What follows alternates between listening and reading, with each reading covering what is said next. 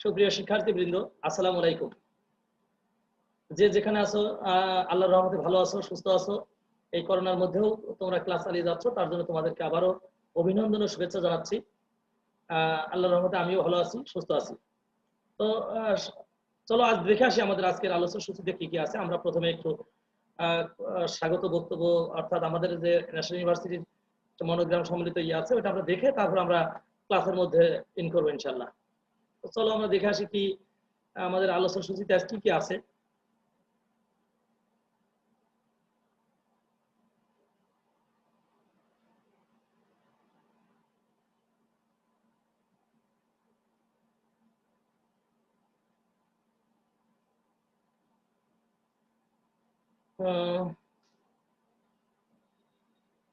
জাতীয় বিশ্ববিদ্যালয়ের অনলাইন ক্লাসে আবারও সকলকে স্বাগত জানাচ্ছি।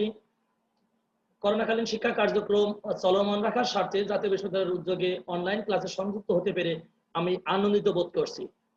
সবাইকে স্বাস্থ্যবিধি মেনে চলার আহ্বান জানাচ্ছি। কারণ একটা করোনার যে প্রভাব, সেটা যদি আমরা এই স্বাস্থ্যবিধি মেনে চলতে পারি, আমাদের বিশ্বাস এটা আমরা বেশ সামনের দিকে যেতে পারবো। তা না হলে আমাদের সামনে কিন্তু দিনগুলো খুব খারাপ আসছে। এজন্য আমরা স্বাস্থ্যবিধি মেনে অবশ্যই চলবো, সবাইকে সচেতন করবো, নিজেও সচেতন হবো। অনার্স প্রথম বর্ষের পদার্থবিজ্ঞান বিভাগ, কোর্স কোড 21701, কোর্সের নাম হলো বলবিদ্যা। আমাদের লেকচার নম্বর হলো 13। আজ আমরা 13 নম্বর ক্লাস করতে যাচ্ছি। আর লেকচারের শিরোনাম হলো জড়তার ভ্রামক, টর্ক, অবিলম্ব, অক্ষ উপপাদ্য। তাহলে আমরা অনেকগুলো জিনিস কিন্তু আজকে আমরা শিখবো। একটা হলো জড়তার ভ্রামক কারে বলে, জড়তার ভ্রামকটা কি, টর্ক কি, অবিলম্ব অক্ষ উপপাদ্য কি, এটা আমরা আজকে দেখার চেষ্টা করব। আর এ পর্যায়ে আমি তোমাদের সাথে আছি BM নাহিদ নেওয়াজ, প্রভাষক পদার্থবিজ্ঞান বিভাগ। আর আমি বর্তমানে সরকারি MM কলেজ যশোরে কর্মরত রয়েছি। আমার ইমেল অ্যাড্রেস দেওয়া রয়েছে nahid121phy@gmail.com। তো সুপ্রিয় শিক্ষার্থীবৃন্দ, আমরা আমাদের আজকের সরাসরি ক্লাসে চলে যাব, অর্থাৎ আলোচনা সূচিতে কি কি আছে আমরা সেগুলো দেখবো। তার আগে তোমাদেরকে অনুরোধ করবো, অবশ্যই তোমরা খাতাপত্র নিয়ে বসবা, যেন আমরা যতটুকু শিখবো এটা যেন আমরা ক্লাসের মধ্যেই শেষ করতে পারি, সেই ব্যবস্থা যেন আমাদের থাকে। অর্থাৎ তোমরা যদি খাতাপত্র নিয়ে সুন্দরভাবে আমরা যে টপিক গুলো পড়বো সেটা যদি খাতাপত্র নিয়ে প্র্যাকটিক্যালি করতে থাকো, আমার বিশ্বাস তোমরা এগুলো ভালোভাবে পারবা এবং আমরা এই ক্লাসেই সেইগুলো শেষ করতে পারবো। তাহলে আমাদের আজকের আলোচনা সূচিতে কি আছে দেখি। আলোচনা সূচিতে আছে, প্রথমে আছে জড়তার ভ্রামক কি, প্রমাণ করো যে টাউ সমান আই আলফা। আমি একটা ক্লাসে তোমাদেরকে বলেছিলাম আমরা টাউ সমান আই আলফা আমাদের প্রমাণ মধ্যে আছে, আমরা এটা পড়বো।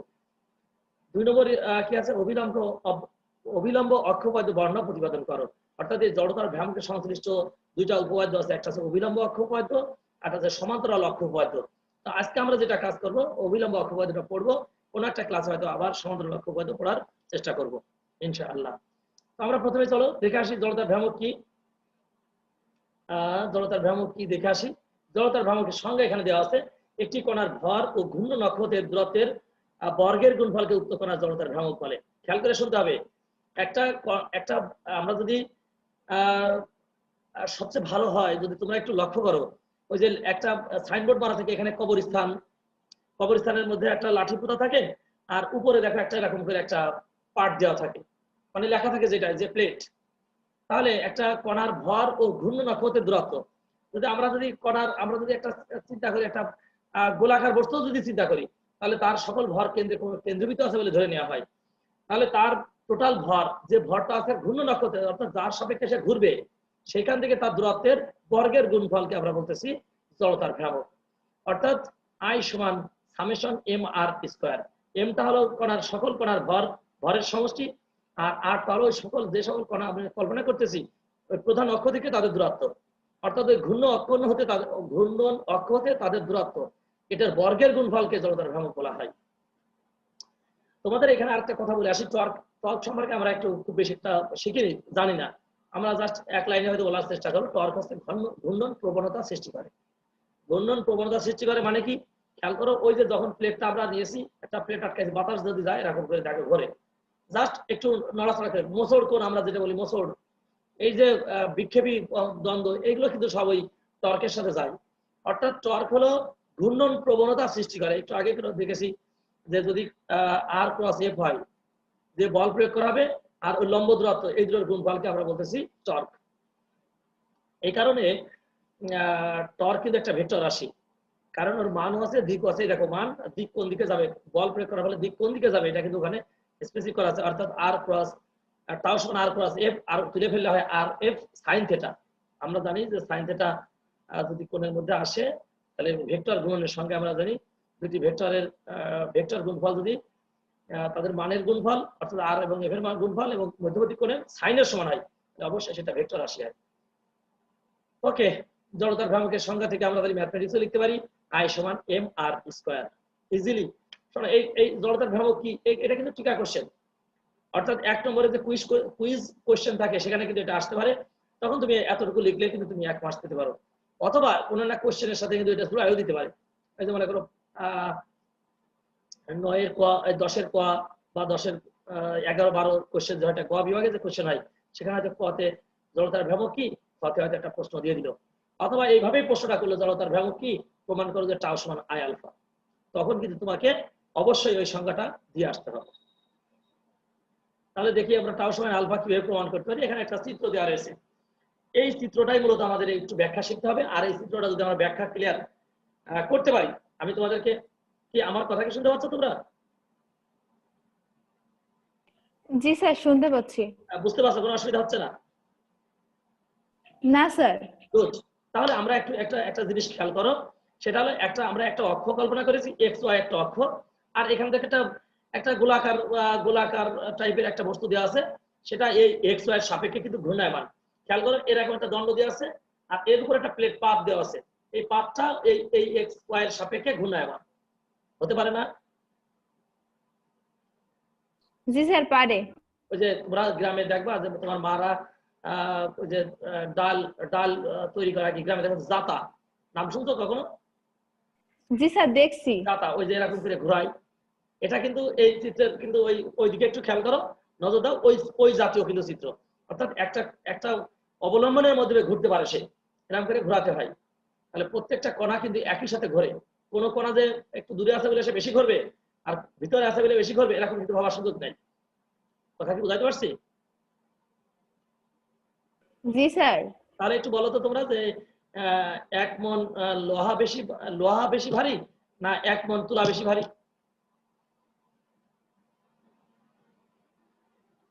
স্যার লোহা। 1 মণ লোহা বেশি ভারী হবে না 1 মণ তুলা বেশি ভারী হবে? স্যার লোহা ভারী হবে। লোহা ভারী হবে। তাহলে 1 মণ লোহা ভারী হয়ে যাবে, 1 মণ লোহা আর 1 মণ তুলা উভয় সমান হবে না, ভারী হবে কেন? বুঝতে পারোনি কথা? না স্যার। 1 মণ লোহা সেটা ওজন তুমি যদি মাথায় করে নিয়ে যাও যে হবে, 1 মণ তুলাও যদি তুমি মাথায় নাও একই রকম ভর হবে না, উল্টা পাল্টা হবে কিছু? ওটা দুটাই তো বলেছি 1 মণ 1 মণ, যাই হোক পরে বুঝতে পারবা। তো এটা ও খেয়াল আচ্ছা করো। আচ্ছা, বুঝতে পারছি। আচ্ছা খেয়াল করো এবার, এই এক্স ওয়াই সাপেক্ষে ঘূর্ণায়মান, তাহলে এম কণা যতটুকু ঘুরবে এম কণা ততটুকু ঘুরবে, যদিও লম্বা দাগ দেওয়া রয়েছে, যদিও M4 এর দাগ ছোট, কিচ্ছু যায় আসে না, এইখানে যে কণাটা আছে যে যতটুকু ঘুরবে এর কাছের যে কণা আছে সেও ততটুকুই ঘুরবে। এরকম না যে দূরে আছে বলে সে কম ঘুরবে, কাছে আছে বেশি ঘুরবে, এরকম না। কিন্তু এ যখন ঘুরে 1 পাক দিবে, এর ভিতরের যে সবচেয়ে কাছের যে কণাটা আছে সেও কিন্তু 1 পাকটা দিবে। এই কথা বুঝাইতে পারছি? এই কণাগুলো কিন্তু ঘূর্ণায়মান। আচ্ছা আমি একটু খেয়াল করো, আমি বলতেছি একটা পাত, আমরা যে পাতটা নিয়েছি এক্স ওয়াই সাপেক্ষে ঘূর্ণায়মান, আর এই পাতটির মধ্যে বিভিন্ন কণা আছে, M1 M2 M3 M4, বিভিন্ন মানের n সংখ্যক কণা আছে, n সংখ্যক কণা আছে, যারা এই এক্স ওয়াই থেকে প্রধান অক্ষ থেকে ঘূর্ণন অক্ষ থেকে R1 R2 R3 R4 দূরত্বে অবস্থিত। এখন এই কণাগুলো তাহলে আমরা একটু দেখে আসি, আমরা এখানে কি আছে প্রমাণ করো যে টাও সমান আলফা।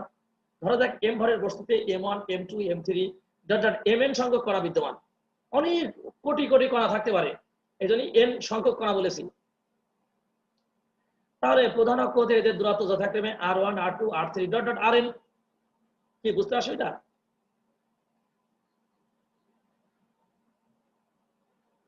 কি এই পর্যন্ত কি বুঝতে? না স্যার। জি স্যার, বুঝতে পারছি। ধন্যবাদ। তাহলে তোমাদেরকে এরপর একটু আসে কণাগুলোর উপর কার্যত টর্ক। এই যে কণাগুলোর উপরে কার্যত যে টর্ক আছে সেটা টাউ1 টাউ2 টাউ3 টাউ n। তাহলে এই কার্যত টর্ক কেন? আসলে টর্ক ঘূর্ণন প্রবণতা সৃষ্টি করে, আর টর্ক প্রয়োগ করার ফলেই সে ঘুরবে। এই কারণে এর উপরে যে কার্যত টর্ক আছে আমরা সেটা ধরেছি tau 1 tau 2 tau 3 dot dot tau n।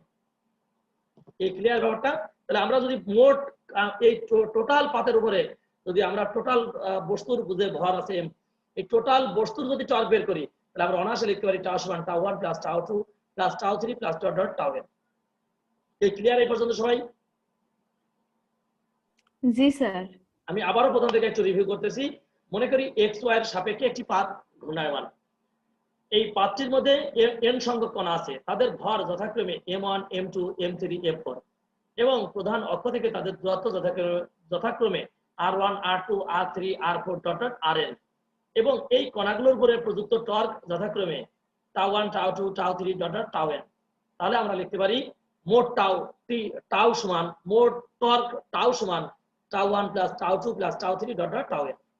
Clear এই পর্যন্ত সবাই? জি স্যার। বুঝতে পারো? অসুবিধা হবে না? না স্যার। Okay good. তাহলে আমরা পরের ধাপে চলে যাই। পরের ধাপে কি আছে দেখো, m1 ভর বিশিষ্ট কণার কৌণিক ত্বরণ আলফা। এখন একটা খেয়াল করো, কৌণিক ত্বরণ আমি ধরেছি সমান। কেন কৌণিক ত্বরণ সমান ধরতেছি? তাহলে আমরা যদি পিছনের রিভিউতে যাই দেখো কৌণিক ত্বরণ এর প্রতিটা কণার কিন্তু কৌণিক ত্বরণ সমান। এই যে একটু আগে বললাম এ যতটুকু দূরত্ব অতিক্রম করবে এর কাছের কোণাও সেই একই দূরত্ব অতিক্রম করবে। তার মানে যে কোণ করবে ওই একই কোণ। 30 ডিগ্রি কোণের মাথা যদি লম্বা করে ফেলি কারণ কোণের মান পরিবর্তন হয়ে যায় না। 30 ডিগ্রি কোণ অ্যাঙ্গেলটা 30 ডিগ্রি বা 90 ডিগ্রি, খেয়াল করে এটা তো 90 ডিগ্রি। এটাকে যদি বাহুটাকে যদি আরো বৃদ্ধি করি, এই বাহুটাকে যদি বৃদ্ধি করি তাতে এই কোণের কোনো পরিবর্তন হয় না। তাহলে m1 ভর বিশিষ্ট কণা আমরা একটা একটা করে শিখবো। m1 ভর বিশিষ্ট, m2 ভর বিশিষ্ট, m3, m4, mn এই পর্যন্ত আমরা শেখার চেষ্টা করব। তাহলে প্রথমত আমি m1 ভর বিশিষ্ট কণার কৌণিক ত্বরণ বের করেছি। তাহলে আমরা এর রৈখিক ত্বরণও বের করতে পারবো। রৈখিক ত্বরণ আমরা জানি একটু আগে আমরা শিখেছি a সমান আলফা আর এই আলফা আছে কৌণিক ত্বরণ আর আর মানে r1 মধ্যবর্তী দূরত্ব আছে r1, মানে এই জন্য আলফা r1। রৈখিক ত্বরণের পাশাপাশি তার উপরে আমরা কার্যত বলও নির্ণয় করতে পারবো, কি পরিমাণ বল ওর উপরে অ্যাপ্লাই করা হয়েছে। কারণ আমাদের টার্গেট হলো বল আর ব্যাসার্ধ বের করা। খেয়াল করতে হবে আমাদের টার্গেট হলো বল আর ব্যাসার্ধ বের করা। ব্যাসার্ধ দেওয়া আছে r1, আর এই যদি বল বের করতে পারি তাহলে আমরা অনায়াসে কিন্তু ওর টর্ক বের করতে পারবো। কারণ আমরা যদি টর্ক টাও সমান r ক্রস f বা r f, তাহলে আমরা যদি r f বের করে ফেলতে পারি তাহলে r এর মান বের করতে পারি, f এর মান আমি পেয়ে যেতে পারি। আমরা কিন্তু মান নিয়ে কাজ করতেছি। সুতরাং m1 ভর বিশিষ্ট কণার উপর কার্যত বল f1 সমান m1 মানে m1 ভর বিশিষ্ট কণা বলে m1 a মানে রৈখিক ত্বরণ r1 আলফা 1, এই যে r1 আলফা 1। কি বুঝতে পারো না মুখস্থ করলাম? স্যার বুঝে বুঝে জাস্ট আমরা ওই আগের মানগুলো আমরা আগে শিখা আমরা এত পর্যন্ত যে যা শিখেছি সেখান থেকে যে মানগুলো পেয়েছিলাম তার কিছু মান আমরা এখানে ইনপুট করেছি। তাহলে আমরা এবার সরাসরি চলে যেতে পারি m1 ভর বিশিষ্ট কণার উপর কার্যত টর্ক টাউ 1 সমান এই দেখো m1 r1 আলফা f এর মান বসাইছি প্লাস ওই যে আমরা বলেছিলাম সেই মধ্যবর্তী দূরত্ব, মধ্যবর্তী লম্ব দূরত্ব কত r1। কি কথা বোঝা যায়? জি স্যার।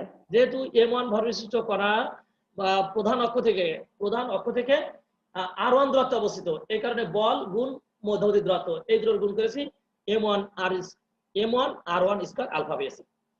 তাহলে m1 ভর বিশিষ্ট কণার যদি এটা হয় তাহলে নিশ্চিতভাবে m2 ভরের m3 m4 এর জন্য কার্যত টর্ক আমরা বের করতে পারবো।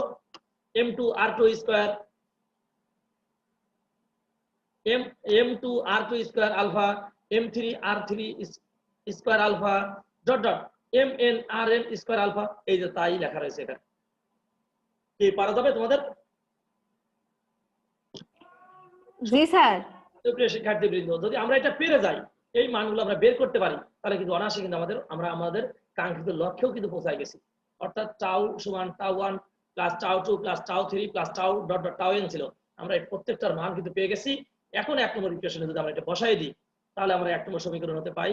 এক নম্বর সমীকরণে দেওয়া রয়েছে, আমরা মানগুলো জাস্ট বসাইছি। এবার মানগুলো বসাইছি, ওই দেখো টাউ 1 এর মান বসাইছি m1 r1 square alpha m2 r2 square alpha plus m3 r3 square alpha plus mn rn square alpha. কি পারা যাবে? জি স্যার। কিছুই করিনি, আসলে মানগুলো বসানোর চেষ্টা করেছি। এজন্য আমরা পরের ধাপেও চলে যাই, দেখি কি আছে। এই ওই পরের লাইন, ওই আগের লাইনটা এখানে শিফট করেছি। এখন এখান থেকে দেখো উভয়ের মধ্যে আলফা আছে, এই জন্য আলফাটা কমন নিয়েছি। যদি আলফা কমন নিতে পারি তাহলে আমরা জানি জড়তার ভ্রামক আই সমান সামেশন এম আর স্কোয়ার। তাহলে আমরা যদি সামেশন করতে পারি, দেখো m1 প্লাস m2, দেখো সবার সাথে m1 r1 mn rn square আছে। তার মানে m বাড়ছে 1 2 3 4 আকারে, আর r বাড়ছে স্কোয়ারের 1 2 3 স্কোয়ার আকারে। তাহলে আমরা অনার্সে এটা সামেশন এম আর স্কোয়ার লিখতে পারি, summation of mn rn square into alpha. তাহলে summation of mn rn square মানে আসলে আই। আমরা এর আগে জানি যে আই সমান সামেশন mn rn স্কোয়ার। এর প্রথম সংজ্ঞাতেই শুরু করছিলাম যে জড়তার ভ্রামক হলো ভর এবং মধ্যবর্তী দূরত্বের বর্গের গুণফলকে জড়তার ভ্রামক বলা হয়। যেহেতু অনেক লোক কণা, এই কারণে আমরা সামেশন দিয়েছি, সমষ্টি বের করে নিয়েছি। এখানে আমরা অবশ্য লিমিট দিতে পারতাম, এন এর মান কত থেকে কত, এন এর মান 1 থেকে এন সংখ্যক, যাই হোক তাও সমান আলফা। আমরা ওখান থেকে অনায়াসে কিন্তু এটা প্রমাণ করে ফেলতে পারি। বুঝতে কোনো অসুবিধা থাকলে কথা বলতে পারো।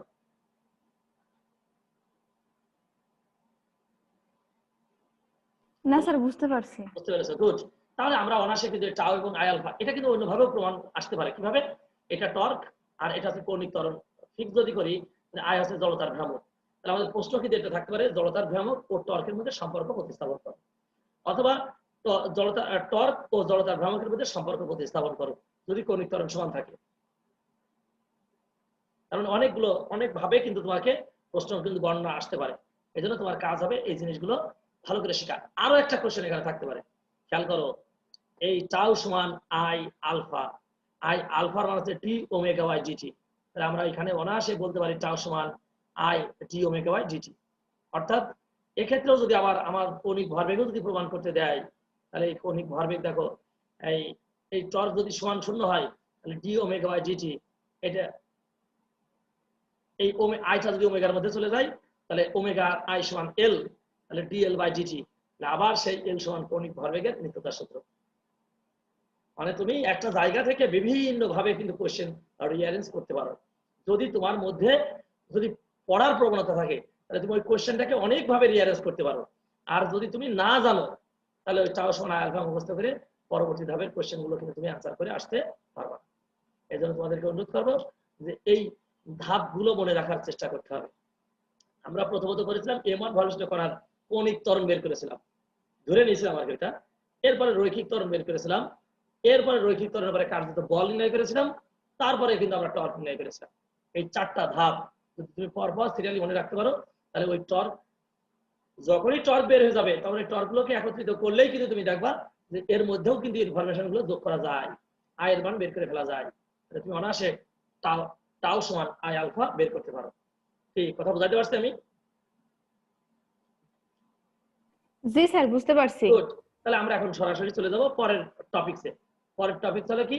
অভিলম্ব অক্ষ উপপাদ্য বর্ণনা প্রমাণ করো। কার ক্ষেত্রে এটা? জড়তার ভ্রামকের ক্ষেত্রে। মাথায় রাখতে হবে এটা আমরা জড়তার ভ্রামকের ক্ষেত্রে শিখতেছি। জড়তার ভ্রামকের উপপাদ্য হলো দুইটা, একটা হলো অভিলম্ব অক্ষ উপপাদ্য আর একটা হচ্ছে সমান্তরাল অক্ষ উপপাদ্য। তাহলে আমরা আজকে আমাদের ক্লাসের মধ্যে অভিলম্ব অক্ষ উপপাদ্য একটু পড়ার চেষ্টা করব। কারে বলে একটু দেখে আসি। বলছে কোন সমতল পাতলা পাতের লম্ব দিকে অবস্থিত, দেখে তো চিত্র আছে কিনা এখানে, না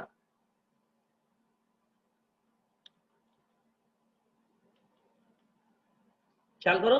বলছে কোন সমতল পাতলা পাতের লম্ব দিকে অবস্থিত। এই দেখো, কোন সমতল পাতলা পাতের লম্ব দিকে অবস্থিত। একটু খেয়াল করতে হবে, কোন সমতল পাতলা পাতের লম্ব দিকে অবস্থিত কোন অক্ষের সাপেক্ষে। লম্ব দিক বরাবর জেড অক্ষ আছে, খেয়াল করো। এই দেখো জেড অক্ষ আছে, তাহলে জেড অক্ষের সাপেক্ষে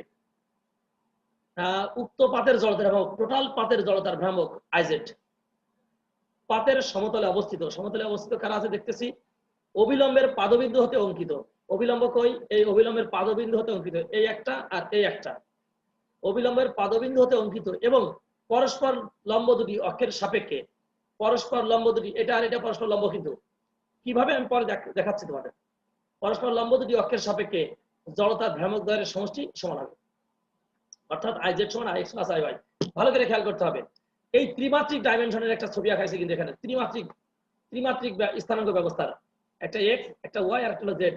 তোমরা তোমাদের ঘরের কর্নারটা খেয়াল করো, ছাদের যে কর্নার দেওয়া আছে, কর্নার ওখানে দেখো এরকম একটা ছাদ যে কর্নারটা আছে, কর্নার দিকে যদি তোমরা খেয়াল করো, তাহলে দেখবা যে 3টা অক্ষ আছে।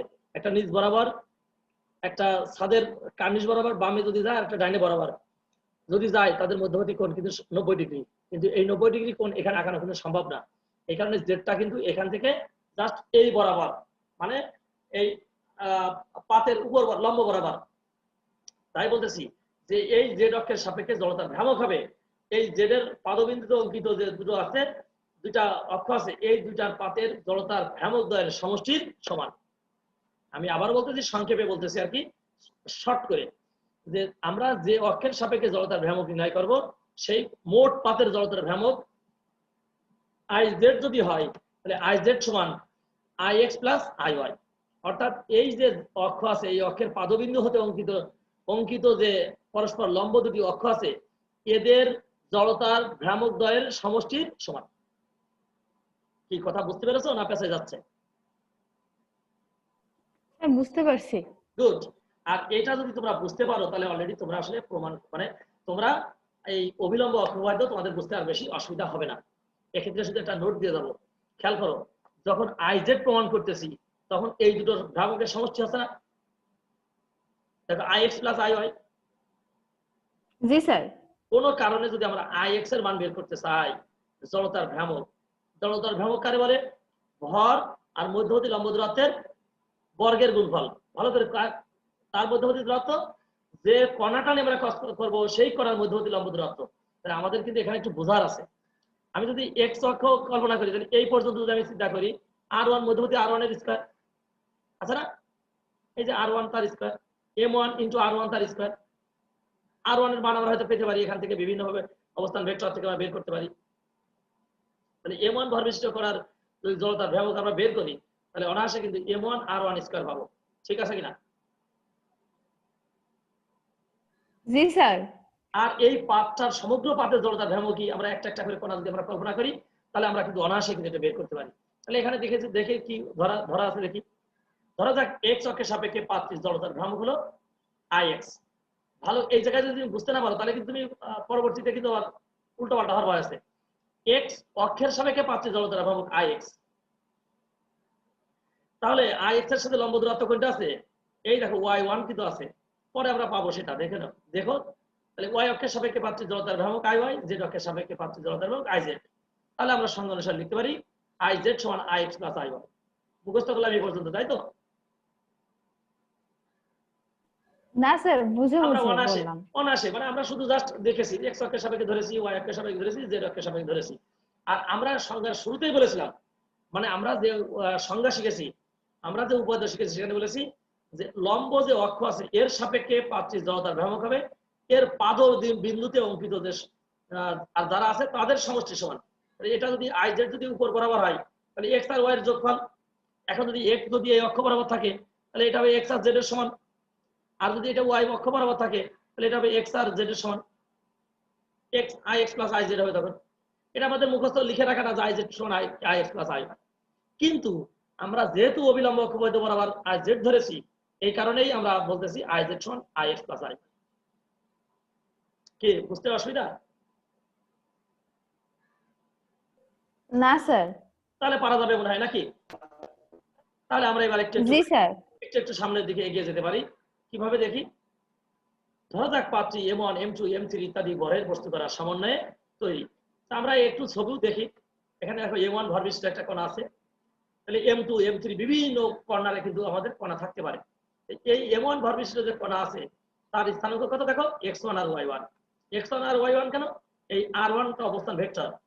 এই অবস্থান ভেক্টর এই p বিন্দুতে যদি p দিয়ে নির্ণয় করি তাহলে অবস্থানাঙ্ক হয় হলো স্থানাঙ্ক হয় x1 আর y1। কেন? এই দেখো এটা লম্ব দূরত্ব, এটা হচ্ছে y1 আর এর লম্ব দূরত্ব x1, এই কারণে x1 আর y1। অর্থাৎ x অক্ষ বরাবর একটা দূরত্ব অতিক্রম করবে, y অক্ষ বরাবর এই আরটা আছে x এবং y এর মধ্যে। যদি এটা এই বিন্দুতে থাকতো তাহলে এটা y আর z এর মধ্যে থাকতো, তাহলে y1 আর z1 হতো। যদি এটা এখানে থাকতো তাহলে হতো x1 আর z1। কথা বুঝতে না পারলে কথা বলতে পারো। স্যার বুঝতে পারছি। গুড। তাহলে আমরা আমাদের ধাপগুলো দেখি একটু কষ্ট করে। চিত্র অনুযায়ী r1 স্কয়ার সমান x1 square plus y1 square হতে পারে? চিত্র অনুসারে কি এটা হতে পারে? এই যে r1 স্কয়ার সমান x1 square plus y1 square, এটা কিন্তু অনায়াসে হতে পারে। কেন? ওই যে আমরা অবস্থান ভেক্টরের থেকে জানি দ্বিমাত্রিক স্থানীয় ব্যবস্থায় আর সমান x square plus y square, এই সেটাই, আর কিছু না। আর স্কয়ার সমান x square plus y square. Sir আর সমান √(x² + y²? সে একই কথা, রুট যদি এই পাশে নিয়ে আসলে স্কয়ারে যায় না? এটা যদি r1 বলতে হতো √(x² + y², তাহলে রুটকে এই পাশে নিয়ে আসলে স্কয়ারে যায়। তাহলে আমরা এখন বসাতে পারি যে z অক্ষের সাপেক্ষে m1 ভরের কণার জড়তার ভ্রামক m1 r1 স্কয়ার সমান m1 আর ওই r1 এর মানটা বসাইছি যে m1 z অক্ষের সাপেক্ষে, কিন্তু ভালো করে খেয়াল করতে হবে z অক্ষের সাপেক্ষে m1 ভরের কণার যে অক্ষের সাপেক্ষে জড়তার ভ্রামক বের করতে তার অপোজিটটার মধ্যবর্তী দূরত্বের গুণফল। তাহলে দেখো m1 ভরবিশিষ্ট ভরের কণার জড়তার ভ্রামক m1 r1 স্কয়ার সমান m1 ব্র্যাকেটের মধ্যে x1 + y1 তার স্কয়ার। এই পর্যন্ত বুঝতে কোনো অসুবিধা আছে?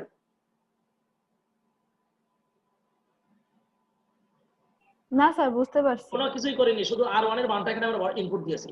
m1 r1 স্কয়ার, r1 এর মান আছে x1 + y1 স্কয়ার, ওই মানটা জাস্ট আমরা এখানে ইনপুট দিয়েছি। তাহলে কোন অক্ষের সাপেক্ষে? দেখো z অক্ষের সাপেক্ষে। তাহলে আমরা এটাকে বলতে পারি iz, অনায়াসে বলতে পারি iz। তাহলে একইভাবে অন্যান্য কণার জড়তার ভ্রামক নির্ণয় যায়। অন্যান্য কণা বলতে কি? m2 m3 m4 ... mn, এইভাবে n সংখ্যক কণার ক্ষেত্রে কিন্তু আমরা বের করতে পারি। তাহলে দেখি এখানে কি আছে। z অক্ষ সাপেক্ষে m1 ভরের কণার জড়তার ভ্রামক iz সমান m1 x1 square plus y1 square plus m2 x2 square plus y2 square. কি আমরা লিখতে পারি এটা? জি স্যার। আমরা m1 কণার জন্য আমরা একটু বের করে রেখেছি, এবার m1 m2 m3 এইভাবে আমরা ডট বিভিন্ন কণার ক্ষেত্রে কিন্তু আমরা বের করতে পারি। আর ওটা তাহলে সমষ্টি হবে iz। তাহলে আমরা একটু আবার পরের লাইনে দেখে আসি। এই কিছুই করিনি, সব আড়াআড়ি গুণ, মানে পুরোটা গুণ করেছি। m1 x1 square plus m2 x2 square, এটা কমন নিয়েছি। এই দেখো m1 x1 স্কয়ার আর এই পাশে আছে m2 x2 তার স্কয়ার প্লাস ডট। আবার m1 y1 square, m1 y, দেখো m1, এই দেখো m1 sorry m2 m1 y1 square, m1 y1 square, m2 y2 square, এইভাবে কিন্তু চলমান থাকতে থাকবে। m3 x3 তার স্কয়ার প্লাস এখানে 3 দিতে পারতাম, এখানে 3 দিতে পারতাম প্লাস ডট mn দিতে পারতাম, এখানে 3 দিয়ে ডট mn স্কয়ার yn তার স্কয়ার, এভাবে বিভিন্ন ভাবে কিন্তু আমরা মানগুলো বের করতে পারতাম।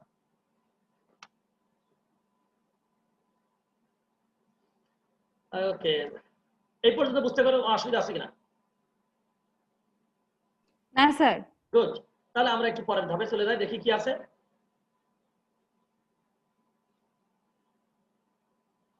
ওই একই ধাপ এখানে আবার ট্রান্সফার করে নিয়ে আসছি। তাহলে আমরা অনায়াসে লিখতে পারি সামেশন mn xn তার স্কয়ার প্লাস mn yn তার স্কয়ার। এই পর্যন্ত বুঝতে কোনো অসুবিধা আছে কিনা? না স্যার। সিস্টেমটা কি? ওই যে এটা জাস্ট সামেশন দিয়েছি কেন? দেখো এটা একই রকম ভাবে বাড়ছে, m1 x1 square plus m2 x2 square plus mn xn তার স্কয়ার। তাহলে এটা সামেশন, মানে সবগুলো সমষ্টি করে নিয়ে আসছি, করে আমরা সামেশনের মধ্যে রেখে দিয়েছি। আবার এই পাশে m1 square plus m2 square, এটাকে সামেশনের মধ্যে নিয়ে এসে রেখেছি।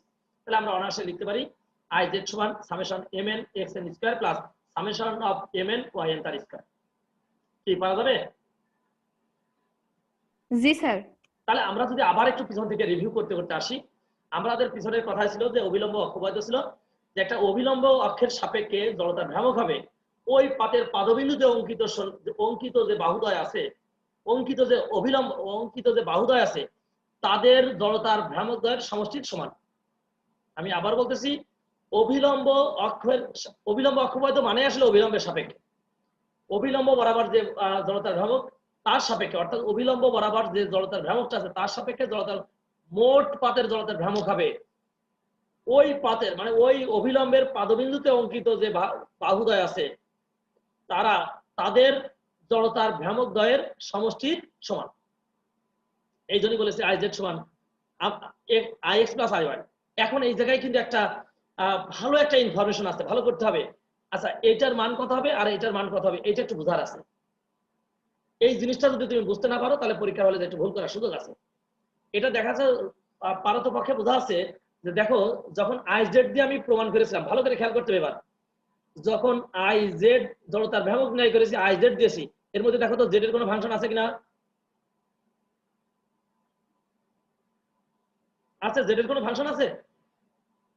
না স্যার। এই দেখো, এম আছে, এক্স আছে, এম আছে, ওয়াই আছে, এক্স আছে আর ওয়াই আছে। তাহলে জেড যখন ধরেছি তখন এক্স আর ওয়াই, তাহলে এক্স এর মান যখন জড়তার ভ্রামক আকারে প্রকাশ করব, তাহলে নিশ্চিতভাবে ওটা এক্স এর না, অবশ্যই এটা ওয়াই এর। ভালো করে বুঝতে হবে। তাহলে আমরা একটু দেখি কি লিখেছে। কারণ আই এক্স সমান summation of m n y square আর আই ওয়াই সমান summation m n x n তার স্কয়ার। এই দুটো লাইন বুঝেছো কিনা?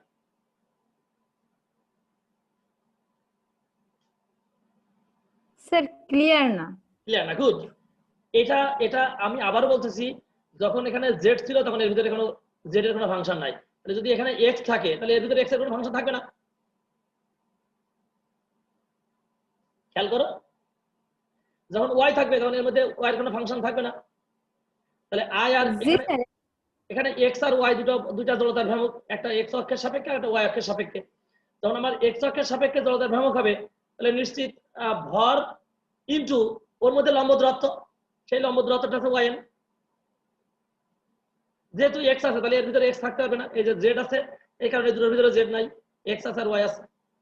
যেহেতু এখানে এক্স আছে তাহলে এক্স আর ওয়াই দুটো ফাংশন, তাহলে এক্স এর যেহেতু জড়তার ভ্রামক এক্স অক্ষের সাপেক্ষে, তাহলে নিশ্চিতভাবে এই সামেশনের মধ্যে এক্স থাকতে পারবে না। কথা বুঝতে না পারলে কথা বলতে পারো। জি স্যার বুঝতে পেরেছি। গুড। এই জায়গাটা একটু মনে হয় যেন এলোমেলো, যে এক্স এর স্যার এক্স ধরলেন এখানে, আবার ওয়াই দিচ্ছেন এখানে, এই জন্য আমি এটা ক্লিয়ার করে দিলাম তোমাদের। তাহলে এই মানটা ওখানে যদি আমরা বসাই, তাহলে আমরা অনায়াসে বলতে পারি আই জেড সমান I Y plus I X, অথবা আমরা প্রমাণ করতে পারি আই জেড সমান I X plus I Y. কি পারা যাবে কিনা? জি স্যার পারবো। এটা যদি তোমরা পারো তাহলে আমাদের আজকের ক্লাসের আলোচ্য সূচিতে কিন্তু আমরা দুইটা টপিক রেখেছিলাম, একটা হচ্ছে টাউ সমান আই আলফা আর একটা ছিল অবিলম্ব অক্ষ উপপাদ্য। আমরা প্রথমে যে প্রমাণ করেছি টাউ সমান আই আলফা, ওটা কিন্তু ছিল টর্ক এবং জড়তার ভ্রামকের মধ্যে মধ্যে সম্পর্ক। অর্থাৎ টর্ক ও জড়তার মধ্যে যদি সম্পর্ক স্থাপন করতে যাই, তাহলে আমরা ওই ইকুয়েশন প্রমাণ করতে পারি, টাউ সমান আই আলফা বলেও প্রমাণ করতে পারি। আবার ওখানে যদি তোমার টাউ সমান I D omega by DT দেয়, আমরা সেটাও প্রমাণ করতে পারবো। আবার যদি বলে যে না কৌণিক ভরবেগের নিত্যতার সূত্র, তাহলে ওইটা দিয়েও আমরা নিত্যতার সূত্র কিন্তু প্রমাণ করতে পারবো। শুধু মার্কসের দিকে খেয়াল করে করে আমাকে অ্যান্সার করতে হবে। কি আমি কথা বুঝাতে পারছি? জি স্যার। গুড। তাহলে মোটামুটি কোনো কোশ্চেন আছে কিনা তোমাদের? না স্যার। তাহলে আমরা দেখি, আমরা আমাদের বাড়ির কাজ কি রেখেছে একটু দেখি। গ্রিনের উপপাদ্য বর্ণনা ও প্রতিপাদন করো, স্টোকসের উপপাদ্য বর্ণনা ও প্রতিপাদন করো। মনে রাখবা যে তোমাদের এই তিনটা উপপাদ্য আছে ওইখানে, একটা আছে ডাইভারজেন্সের উপপাদ্য, স্টোকসের গসের ডাইভারজেন্স উপপাদ্য, গ্রিনের উপপাদ্য আর স্টোকসের উপপাদ্য। তোমরা এই দুইটা জিনিস যদি শেষ করো, তাহলে আর একটা ক্লাস হয়তো আমরা আবার একটু দেখবো যে বাড়ির কাজ হিসেবে হয়তো গসের ডাইভারজেন্স সূত্র রেখে দেবো। তাহলে দেখা যাবে তোমাদের মোটামুটি বইয়ের যত যেখানে যা আছে আমরা হয়তো মোটামুটি বাড়ির কাজ এবং আমাদের কাজ এটা মিলাই যায়, আমরা কিন্তু মিলাই মোটামুটি আমাদের কোর্স কিন্তু আমরা কমপ্লিট করতে পারবো। আসলে আমাদের লিমিটেড সময়, লিমিটেড ক্লাস, এই কারণে আমরা সব ক্লাসে হয়তো আমরা পড়তে পারবো না, কিন্তু কিছু জিনিস করবো, কিছু বাড়ির কাজ করবো, তোমরা কিছু করবা, আমি কিছু তোমাদের দেখাবো। এইভাবে করে করে করে করে কিন্তু আমাদের এই বইটা শেষ হওয়ার সুযোগ আছে। কি আমি কথা বোঝাতে পারছি? জি স্যার। তাহলে তোমাদের কাজ হবে প্রথম অধ্যায়ের, অর্থাৎ আমরা যে প্রথম যে অধ্যায়ে ভেক্টর পড়েছিলাম সেখানে এই তিনটা উপপাদ্য আছে, এই তিনটা উপপাদ্যের এই দুইটা উপপাদ্য তোমরা আগামী ক্লাসে ইনশাআল্লাহ শেষ করবা। তাহলে দেখবা যে তোমাদের আগামী ক্লাস আসার আগে যদি এই দুইটা শেষ করতে পারো, তাহলে তোমাদের পড়ার সাথে কিন্তু অনেকগুলো পিছনে ফেলে রাখা কিছু জিনিসও যদি তোমরা হোমওয়ার্ক আকারে দেখে ফেলতে পারো, তাহলে কিন্তু তোমাদের কোর্সটা কমপ্লিট হতে সুবিধা হবে। ওকে। আর রেফারেন্স বই আমি আবারও বলেছি, তোমাদের প্রতিটা ক্লাস শেষে আমি কিছু বইয়ের নাম বলে দিই। এই doctor Sadiquzzaman sir, professor S M Murshid Ali স্যারের বই সহ যে সমস্ত স্যারের বই আমি তোমাদের লিখে দিই, এই বইগুলো যদি তোমরা কিছু কালেক্ট করো, তোমরা যেহেতু অনার্স পড়ো তোমাদের কিছু বই আসলে থাকার প্রয়োজনীয়তা আছে। এখানে একটা ইংরেজি বইও আছে, তোমরা ইংলিশ বই থেকে, কিন্তু আমাদের মূলত বাংলা বইগুলো করা হয় কিন্তু ইংলিশ বই থেকে ভার্সন করে, মানে ইংরেজি বাংলা করা হয়। এখানে তোমরা সরাসরি ইংরেজি বইগুলোও দেখতে পারো। তোমাদের কাছে অনুরোধ করবো যে এই বইগুলো তোমরা আসলে বাসায় কিনতে হবে। কিছু কিছু বই যদি তোমরা কিনতে পারো, তাহলে কিন্তু তোমাদের পড়ার মান কিন্তু বেড়ে যাবে। কেন আমরা এই শীট নির্ভর বা প্রশ্ন নির্ভর পড়ালেখা না করে যদি একটু বইয়ের মধ্যে আমরা যে পড়াগুলো করতেছি, এই পড়াগুলো তোমরা বইয়ের সাথে মিলাই মিলাই পড়তে পারো, তাহলে দেখবা যে তোমাদের ভালো লাগা কাজ করবে। যে না তুমি বইয়ের সব জিনিসগুলো খুঁটিনাটি জিনিসগুলো তোমাদের কিন্তু একটু একটু টান পড়বে, কারণ আমরা অনেক কুইজ কোশ্চেন কিন্তু ভালোভাবে ব্রিফ করে পড়তেছি না, ভালো ডিটেলস পড়তেছি না, এই কারণে তোমরা এই বইগুলো কিন্তু এই ডিটেলস তোমরা পেয়ে যাবা।